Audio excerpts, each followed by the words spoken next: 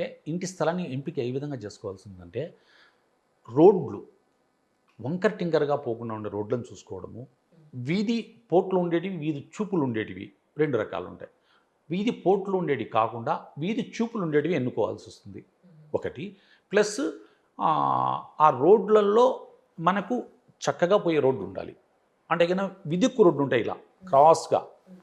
ఆ విదిక్కు రోడ్లు ఎన్నుకోవడం అనేది చాలా కష్టతరంగా ఉంటుంది. దాని మాత్రము వాస్తుకారులు ఒక తెలిసిన వాస్తుకారులు మాత్రమే తీసుకొని సెలెక్ట్ చేసుకోవడం మంచిదండి.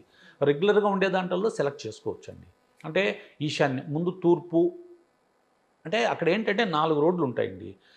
దక్షిణం రోడ్డు కూడా తీసుకోవచ్చు. దక్షిణం రోడ్డు తీసుకునేటప్పుడు ఆ రోడ్డు నుంచి మన ప్రయాణము తూర్పు వైపు ఉంటే దక్షిణం రోడ్డు కూడా మనకు యోగిస్తుంది. దక్షిణం మొహము కానీ దక్షిణం రోడ్డు కానీ ఏదైనా కానీ, అది అలా కాకుండా టువర్డ్స్ వెస్ట్కి వెళ్ళేట్టుగా ఉంటే మాత్రము దక్షిణ స్థలం తీసుకోకూడదు. అలాగే పశ్చిమ స్థలం కూడా టువర్డ్స్ నార్త్కు పోకుండా మీకు దక్షిణం వైపు వెళితే మాత్రము అది తీసుకోకూడదు. తూర్పు ఉత్తరానికి సహసిద్ధంగా మంచి గుణాలు ఏంటంటే వాటికి తూర్పు ఉత్తరాలు లీడ్ చేసే రోడ్స్ ఆటోమేటిక్గా ఉంటాయి. ఎక్కువ భాగం అంటే తక్కువ భాగం ఉండవు కూడా.